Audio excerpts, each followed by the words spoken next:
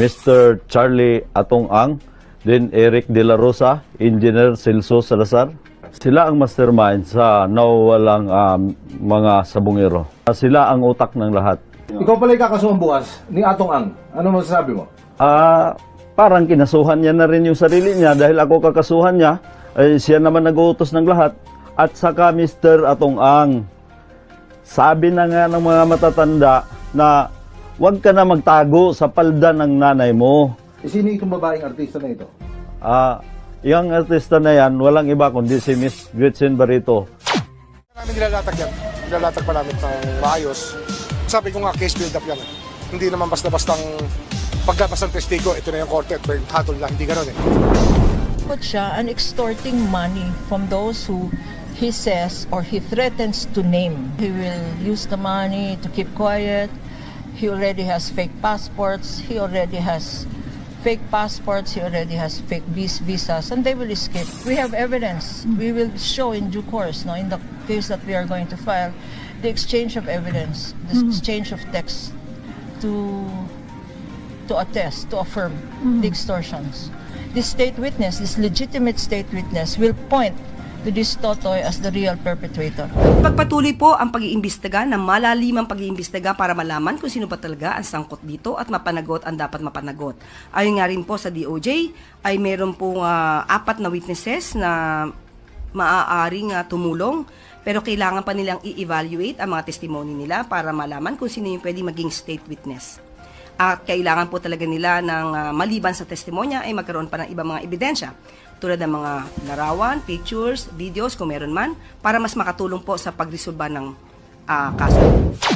Mabigat ang pera ng isabong. Hindi to basta-bastang kalaban.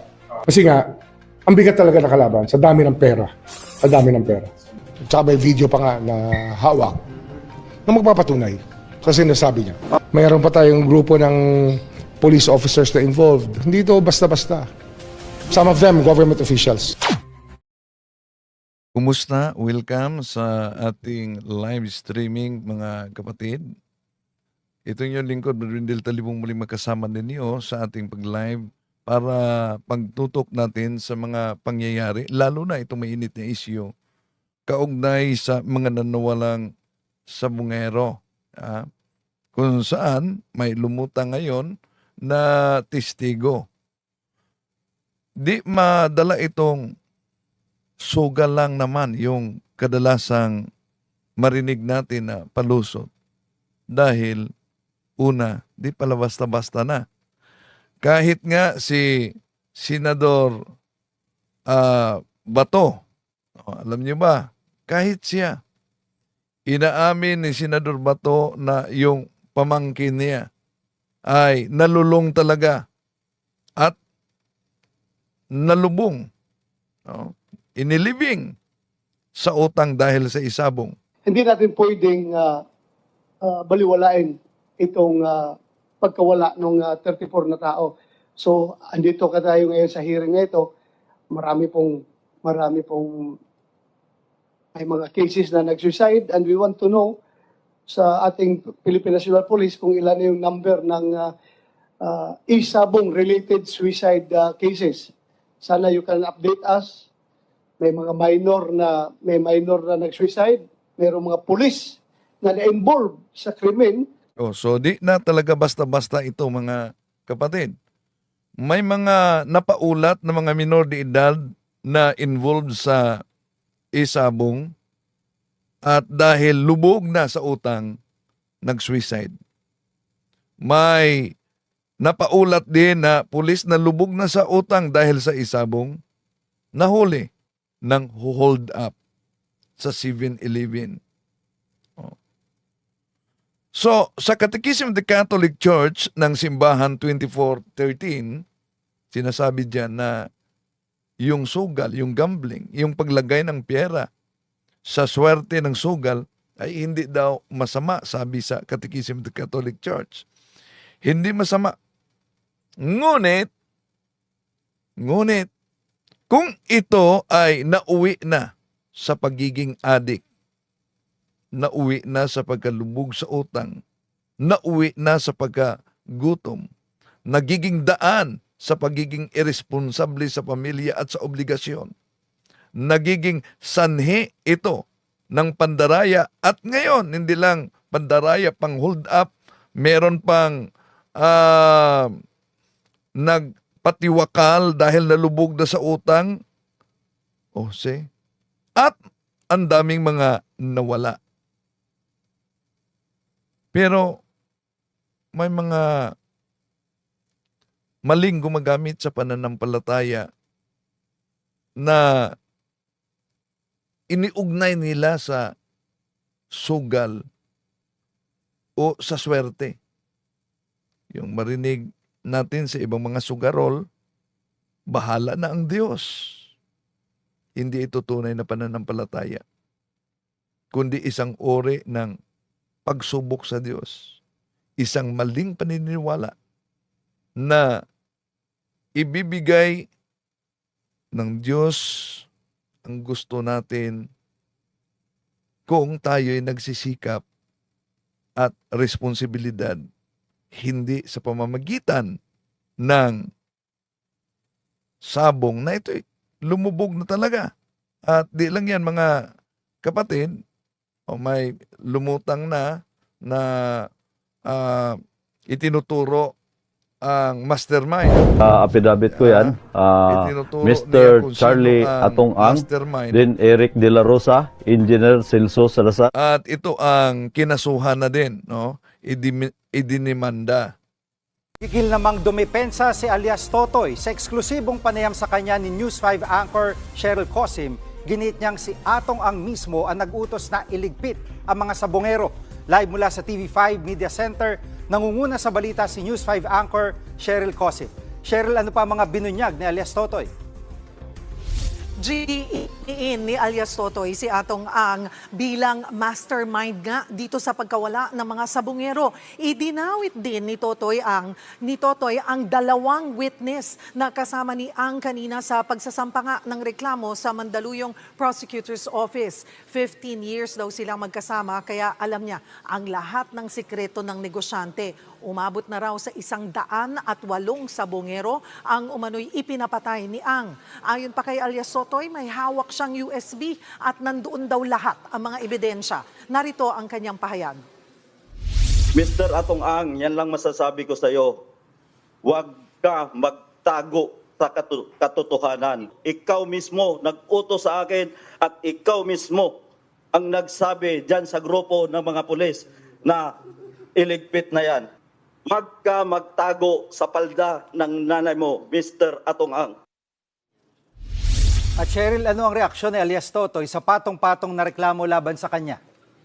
Handa raw sagutin ni alias Totoy ang mga reklamo. Pinabulaanan niya na sinubukan niyang humingi ng pera kay Ang. Si alias Totoy pa raw ang 2 beses na pinadalhan ng sulat ng kampo ni Ang para baligtarin nga ni Totoy ang kanyang mga pahayag kapalit ng kalahating bilyong piso. Narito ang kanyang pahayag. Nakakatawa naman, isang bilyonaryo, isang makapangyarihan na tao, kikilan ko. Ubod ng sinungaling yan, Cheryl. Ang gusto niya, tanggapin ko na yung offer niya at lumayas na daw ako. Punta na lang daw ako sa ibang bansa at ayusin ni Attorney Carol. Yan si Attorney Carol, kasabwat yan sa patayan. Alam ng lahat yan. May iba pa bang pinangalanan si alias Totoy? Jiggy, ibubulgar pa raw ang mga sangkot na pulis para makarating na nga ito kay PNP Chief Nicolas Torre III. Kinaladkad din ni alias Totoy ang pangalan ng aktres na si Gretchen Barreto. Imposible raw na walang alam itong si Barreto lalo't miyembro raw siya ng tinatawag nilang Alpha Group. Pakinggan natin ang kanyang pahayag. Dahil ba close sila ni Ginoong Atong Ang or may nakita mo ba or alam mo ba na talagang may direct involvement siya dito sa missing sabongeros? Yes, Cheryl, kasi sila nag-usap-usap din yung mga yan. Bago mangyari yung mga krimen na yan, nag-usap-usap yung mga yan.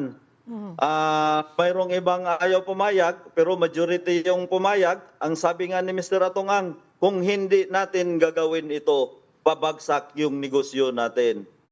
At aminado, no? yung DOJ kaugnay sa di basta-basta umano na mastermind dahil may impluwensya at daming pera. Mr. Charlie Atong Ang, then Eric De La Rosa, Engineer Celso Salazar. Sila ang mastermind sa nawawalang mga sabungero. Sila ang utak ng lahat. Ikaw pala kakasuhan bukas ni Atong Ang. Ano masasabi mo? Parang kinasuhan niya na rin yung sarili niya dahil ako kakasuhan niya, siya naman nag-uutos ng lahat. At saka Mr. Atong Ang, sabi na nga ng mga matatanda na huwag ka na magtago sa palda ng nanay mo. Sino itong babaeng artista na ito? Yung artista na yan, walang iba kundi si Miss Gretchen Barreto. Namin nilalatag yan. Nilalatag pa namin ng maayos. Sabi ko nga, case build up yan. Hindi naman basta-bastang paglabas ng testigo, ito na yung korte, hatol lang, hindi ganun eh. Put siya and extorting money from those who he says or he threatens to name. He will use the money to keep quiet. He already has fake passports. He already has fake visas, and they will escape. We have evidence. We will show in due course, no, in the case that we are going to file, the exchange of evidence, the exchange of text to attest, to affirm the extortions. This state witness, this legitimate state witness, will point to this Totoy as the real perpetrator. Pagpatuloy po ang pag-iimbestiga ng malalimang pag-iimbestiga para malaman kung sino ba talaga ang sangkot dito at mapanagot ang dapat mapanagot. Ayon nga rin po sa DOJ ay meron pong 4 na witnesses na maaaring tumulong, pero kailangan pa nilang i-evaluate ang mga testimony nila para malaman kung sino yung pwede maging state witness. At kailangan po talaga nila ng maliban sa testimonya ay magkaroon pa ng ibang mga ebidensya tulad ng mga larawan, pictures, videos kung meron man para mas makatulong po sa pagresolba ng kaso. Mabigat ang pera ng isabong. Hindi to basta-bastang kalaban. Kasi nga, ang bigat talaga ng kalaban sa dami ng pera. Sa dami ng pera. Tsaka may video pa nga na hawak na magpapatunay sa sinasabi niya. Mayroon pa tayong grupo ng police officers na involved. Hindi to basta-basta. Some of them, government officials. At ayon sa interview ng TV5, noong kasagsagan ng hearing sa Senado, nag-break sila, pinatawag daw. At nag-alok ng tulong. Ito. Nakita na daw kami, Kayo, okay. mag-anak ni Totoy sa Senado. At saka, tinuro naman sa akin kung sino-sino sila. Kasi pinapasok kami sa isang kwarto na kinausap kami na kung gusto namin tulong habang naghihiring kami doon sa Senado. Pinapasok kami break time. Pinapasok kami doon, ando doon si Atong Ang, yan si Dondon, yung si Attorney Carol, at saka Jacob. Marami. Lahat kaming grupong mag-anak. Pinapasok kami doon. Isang long table. Inoperan kami agad na, sige, tulungan nyo yan. Ganon, tulungan kami. Si Mami, bigyan ng yan. Bigyan niya ng, ng lifetime medication sa pang-hospital, sa lahat. Pero hindi kami kumita. So, makamit kaya nila yung sinabi sa DOJ na maimpluwensya. Maimpluwensya, ang daming pera, di basta-basta. Matagal na ito na kaso. No? Ngayon, makamit kaya nila ang hustisya lalo na sa mga nawawala na mga sabungero. Ito ang pahayag sa isa sa mga tumitindig na saksi. Affidavit ko yan, Mr. Charlie Atong Ang, then Eric De La Rosa, Engineer Celso Salazar. Sila ang mastermind sa nawawalang mga sabungero. Sila ang utak ng lahat. Si Mr. Eric De La Rosa, siya ang nagmamonitor ng mga palabas. Pag alam niyang tsupi, pinapaalam niya kay Mr. Atong Ang. Then mag-uusap sila ni Celso Salazar. Then itawag sa akin na i-hold yung mga taong nagtutsupi. Si Mr. Atong Ang, siya yung chairman ng Pitmaster. Siya ang pinaka-mastermind at siya ang nag-uutos na talagang iligpit yung mga yan. Sa paano paraan? Katulad ng sinabi ko, may mga taong membro ng PNP na inuutosan para kumuha doon sa binyo. Sa mga taong nagtaka, bakit ngayon lang ako lumutang? Ngayon, lumutang ako dahil alam ko ang pinagkatiwalaan kong tao na ang ating PNP chief na si General Torre. Alam kong hindi niya kaya bayaran ng pera yan. Ano naging papel mo dito sa Missing Sabongero? Ba't ikaw ay kasama sa kinasuhan? Sa totoo lang, wala akong kinalaman dyan at isa lang akong utusan niya na bilang farm manager. Ikaw pala yung kakasuhan bukas ni Atong Ang. Ano masasabi mo? Parang kinasuhan niya na rin yung sarili niya dahil ako kakasuhan niya. Siya naman nag-uutos ng lahat. Katulad ng sinabi niya, nag-extortion daw ako ng 300 million.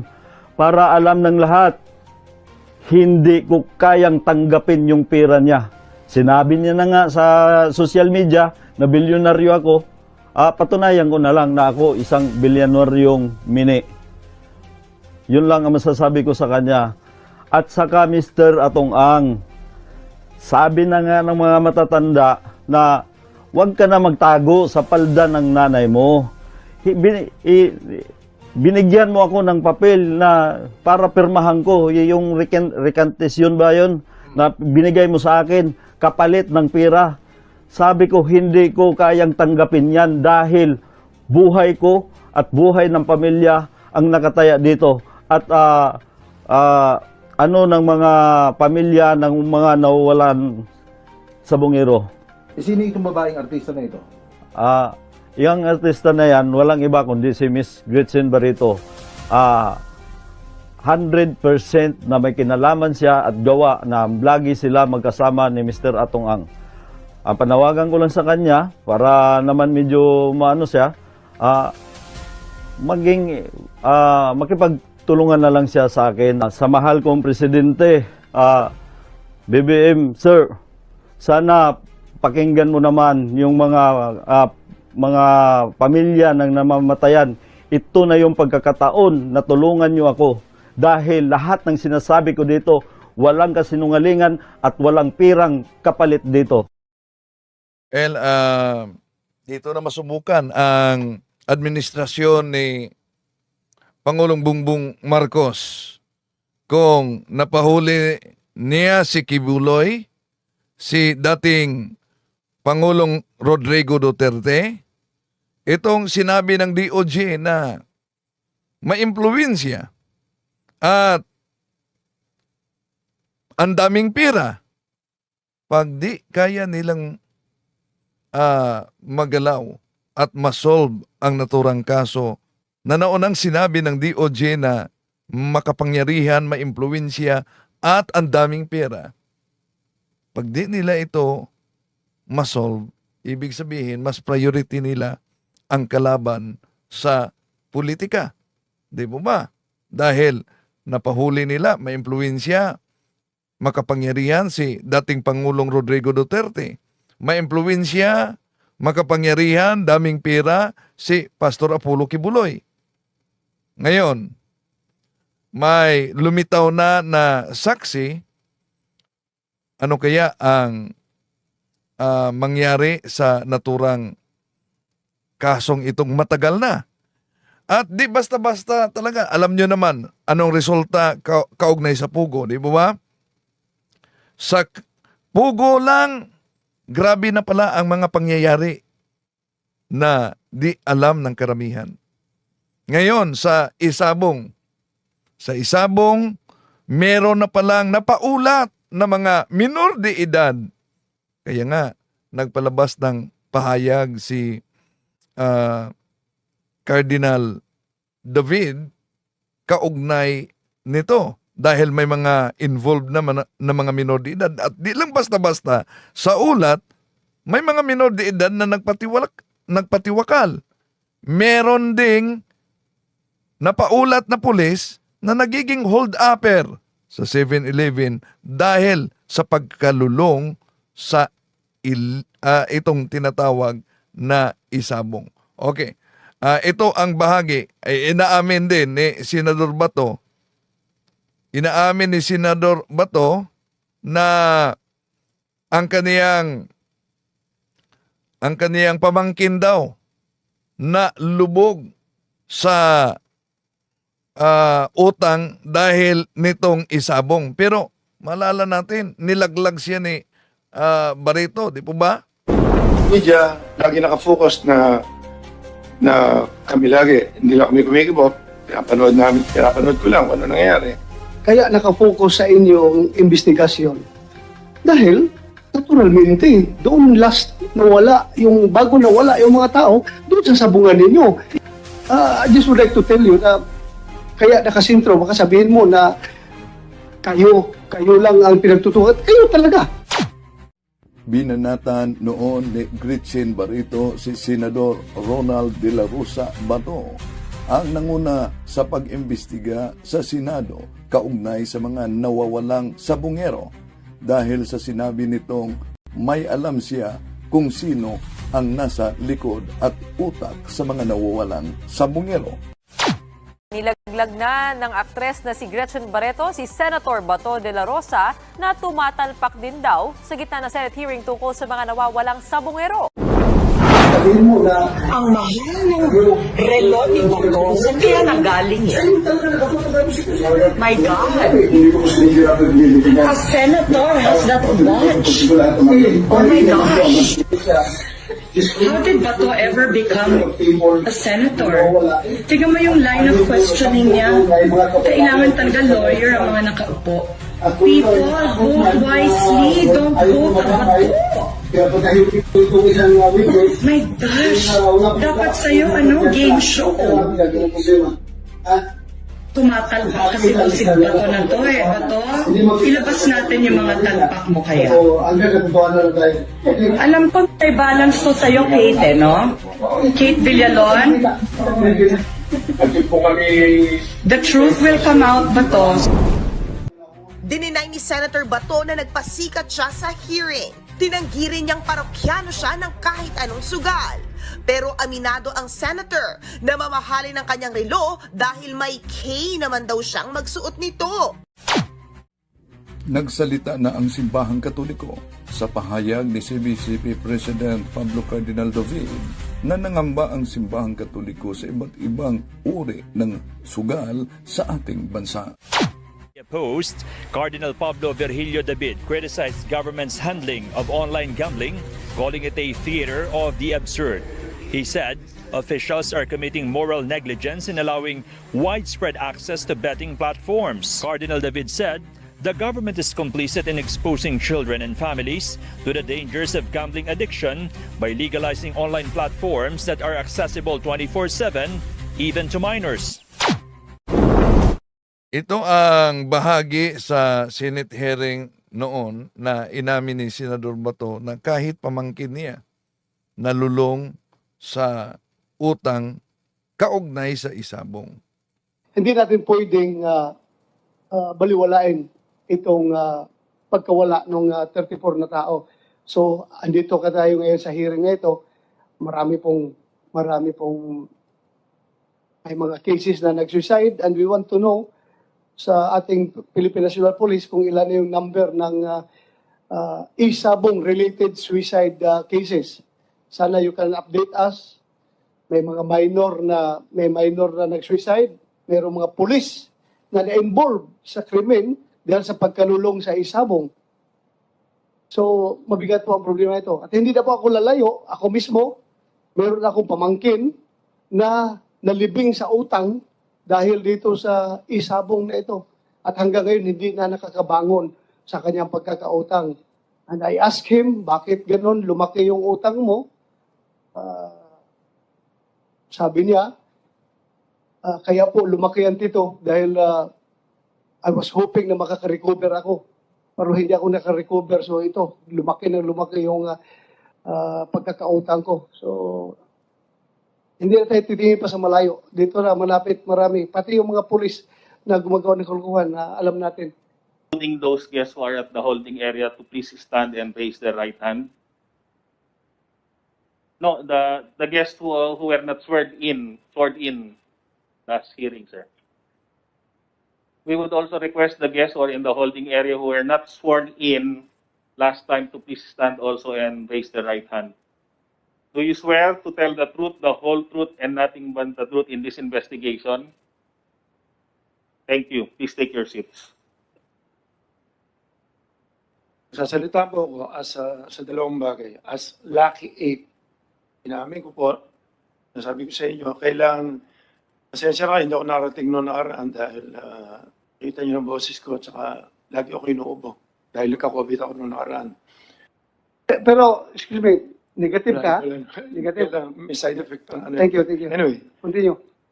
As dalawang klase, Lucky 8 at saka as gaming consultant ng mga sugal. Makakapagbigay ako ng idea rin sa inyo.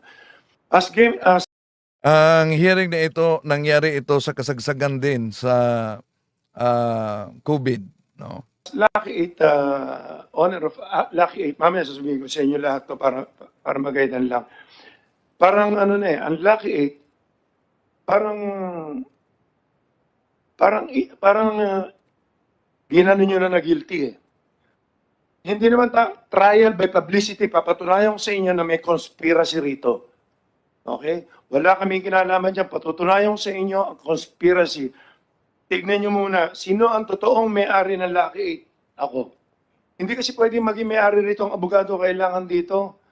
Ang kailangan dito, at least may gaming na alam ka, na maski sa anong sugal o power ka man lang sa gobyerno.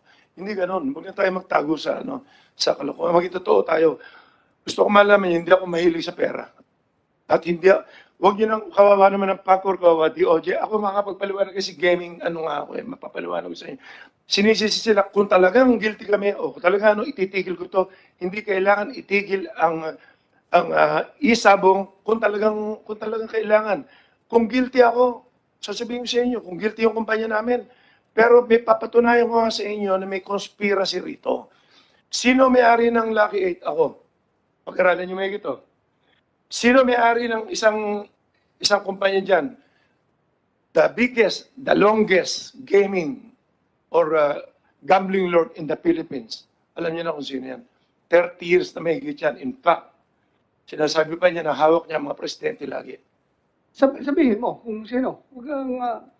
Pineda, alam ko, bahala na kayo dyan, kung sino man yan. Sige. At pang ma-live pa ako. Sige. Okay. Ang isang may-ari, congressman naman, kaibigan ko. Ang isang may-ari, ex-congressman. Ang isang may-ari, mga mayors naman, lahat to, nagsasabong lahat to. At Yeah, for the record, kung may sinasabi ka, mamaya sabihin naman nila ng congressman na nagamit mo itong committee para siraan sila. Gamitin Your Honor. Pakisabi natin yung pangalan. Magkakaibigan kami, magkakilala kami lahat. So, may pangalan ka. Sabihin mo yung pangalan. Well, alam natin ang legality na mahirap patunayan kung sino na... Basta sasabihin ko lang po yung...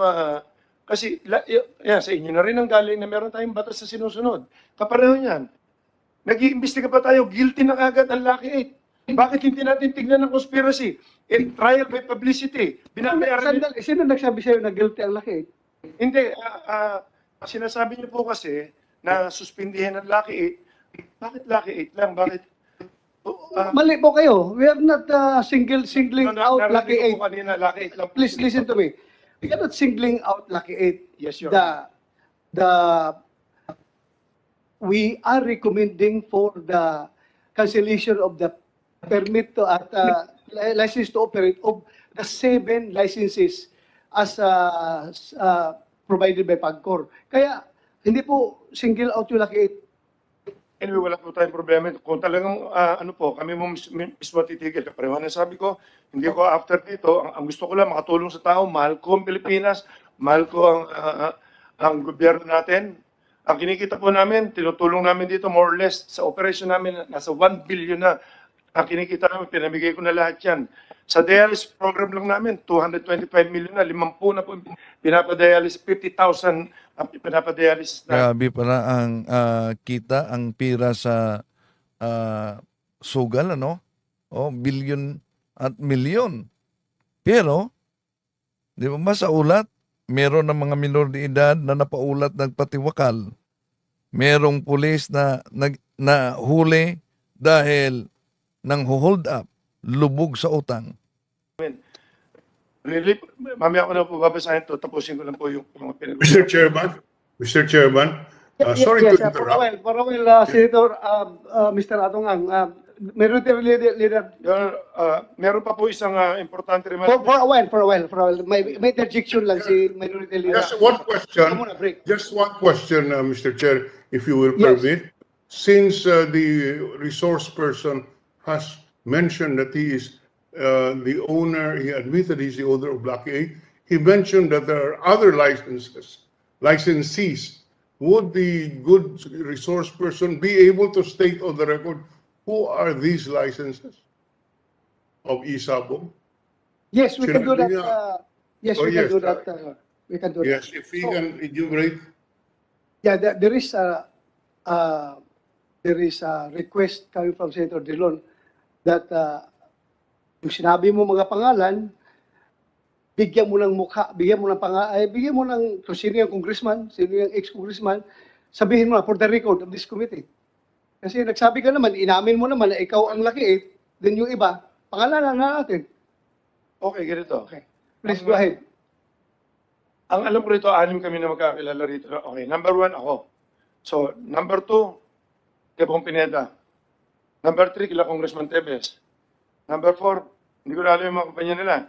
Kay ex-Congressman Patrick Antonio. Number 5, kila Mayor Ella Nagaño. Number 6, kila General Cascolan, plus 86. Masyadong mahirap, mabigat. Kung titingnan nyo ang conspiracy rito, makikita nyo itong laban na to.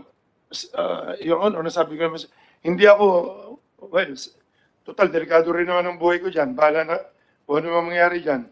Papunta na rin kasi sa senaryo na talagang gusto nila, kasi 90% sa income ng Sabong, sa operation, 90 to 95 kami yun. Dahil nasa akin lahat, members ko lahat ang buong Pilipinas na big time na sabongero, kasi legit talaga na maayos lahat to. Nakita rin naman nila kung ano ang purpose ito, hindi lang gumawa ng pera. Tumutulong tayo sa tao, binabayad natin sa gobyerno. Sa totoo lang, gumawa naman ng batas ang Congress ngayon eh. Dahil wala tayong batas sa Sabong. Ito po yung batas na ito as gaming consultant na. Ang PD 449 po, yan ang original na batas ng Sabong. Fridays and holidays lang yan. Sabongan lang. Noong 1994 yan, 1974, inamend yan ni Presidente Marcos bago sa bumaba, PD 1802. Inamend siya 1802, tapos after few months, pinalitan na 1802-A, 1981, ginawa niyang Sundays and holidays and regular days. Yan yung tinatawag ng mga pintakasina. Ang pinakahuling batas ng Sabong. So, ibig sabihin, amended na yung PD 449, yung sinabi po ni Senator po, amended na po yung PD 449, naging PD 1802 na po yun. Doon po tumitigil at nagkaroon lang na isa pa na Republic Act 7160 noong 1991. Ipinasa sa local government ang paglilisensya at saka pag-aayos ng pag-i-issue ng license and pagkocontrol ng cockfighting inside cockpit only. Doon pumapasok yan. Ngayon, yung pinagtatalunan natin na ang PAGCOR ba may karapatan na umawak ng sabong? Wala karapatan sa sabong ang PAGCOR. Dahil ang PAGCOR, babalik tayo doon sa local government code na 7160, sila ang control, sila ang mag-i-issue ng permit, sila ang GAP ang magko-control magbibigyan ng license. So tatlong agency ito eh. local government, ang mayor ang mag-i-issue ng permit, building permit, tapos ang GAP ang mag-i-issue ng mga license and everything, mag-monitor ng mga game fixing. Ang bet, ngayon, kaya nakapasok ang PAGCOR dito, dahil sa new technology na. Nung nagsimula na itong mga pandemic na to, tatlo lang kasi ang pwedeng tumanggap na sugal. PAGCOR, PCSO, tsaka horse racing. So, kung ano yung sugal na papasok dyan, may sasalong isa. Pag walang sumalo niyan, ibig sabihin, illegal gambling yun. Ngayon, since pumasok tayo sa online gaming, gumamit tayo ng computer, online na yan. So, kinuha ng PAGCOR na walang ibang kukuha dahil online ka, tsaka pa lang nila kinuha. Wala pa kasi sa batas ng online eh. Ang online gaming, lumabas noong 2005 lang yata yan. Nagsimula lang yan yung mga pogo-pogo. So, ibig sabihin, hindi rin natakil yan, hindi na pag-aralan sa law yan eh. Wala naman kasi yan, new technology yan eh. So, ibig sabihin, kung ano man ang batas na ginagawa ngayon, kapareho nito nung, bakit kami nakapag-start maski na may pandemic? Bakit nakapag-video ka? Ang pinagbabawal ng IATF si cockpit. Cockpit lang po yan. Ngayon, nung nag-apply kami, pinag-aralan ko yung legality. Nagpagawa kami ng ordinansa. Tingnan nyo to. Ordinansa, nung time na yun, wala pang PAGCOR, 2001. Nagsimula kami nung ordinansa ng Manila, Lipa, tsaka Santa Cruz. Nagsimula lang kami sa Lipa, tsaka Santa Cruz. Sinasabi sa isang ordinansa, ang ordinansa kasi, yan yung parang Congress ng ating Pilipinas. So sa bayan ng Santa Cruz or sa bayan ng... Ang pinag-uusapan dito, mga kapatid, legal na sugal. No? Kaya nga may license. Pero kahit legal na sugal, dami nang napaulat na lumubog talaga sa utang at yung ibang mga minor de edad nagpatiwakal. May mga pulis na lumubog sa utang at nang hold up. Kaya, ano sa palagay ninyo? Dapat bang ihinto kahit legal na sugal na ito? Na pansin ninyo na ilang mga sabungerong nawawala, mahigit daw umano sa 100 ito. Lipa or sa Manila, sinasabi ng ordinansa na itong kumpanyang ito, since kami nagre-regulate, kami ang local government, binibigyan po namin kayo ng authority na magpasabong na magpalabas ng ng mini cockpit or studio. Ang tawag dito studio. At pinapayagan namin kayong magpasugal sa territory, within the territory ng online, by air or by land. Ibig sabihin nun, pwede tayong gumamit ng online na telepono. At pwede tayong tumaya sa betting station na may ticket. Ang betting station na may ticket, bawal pa dahil may mga, nung time na yan, bawal pa. Dahil may mga COVID nga, bawal yung mga walk-in, bawal yan. So doon kami nag-start, yung tinatanong ni Senator Tolentino, bakit nakapagsimula ang laki? Noong time nung panahon ng COVID, nagsimula kami July 15. Kung kukumpletuhin ko rin itong kwento to para makita niyo yung conspiracy. Kung sino ang mga involved dito. Huwag nyo kami i-condemn na guilty kami dyan sa mga nawawala. Dahil, sasabihin ko rin kung bakit. May isang nawawala dyan eh. For the record, I'll just cut you short. For the record, this committee is not condemning you for the disappearance of the 34 people. Hindi po namin kayo kinukondem. So, please continue your explanation. Bakit laging binibintang yan? Bakit lagi sa tatlong area mo lagi nangyayari kung may nawawala? Kami lang po ang pinakamalaking operasyon. Sa amin lang po talaga lumalaban ang mga nagsasabong sa buong Pilipinas. Pero yung iba lumalaban sa amin, yung iba lumalaban din si Kilabong Pineda, yung iba lumalaban din kila Tevez. So lahat lumalaban din, umiikot din yan. Mga malalaking politiko ang nireveal dito na involved sa sugal na ito, isabong, no? At Iba pa yung illegal na gambling, mga kapatid. Daming mga illegal na gambling. Merong tinatawag, iwan ko kung nasa inyo ba yan, masyaw.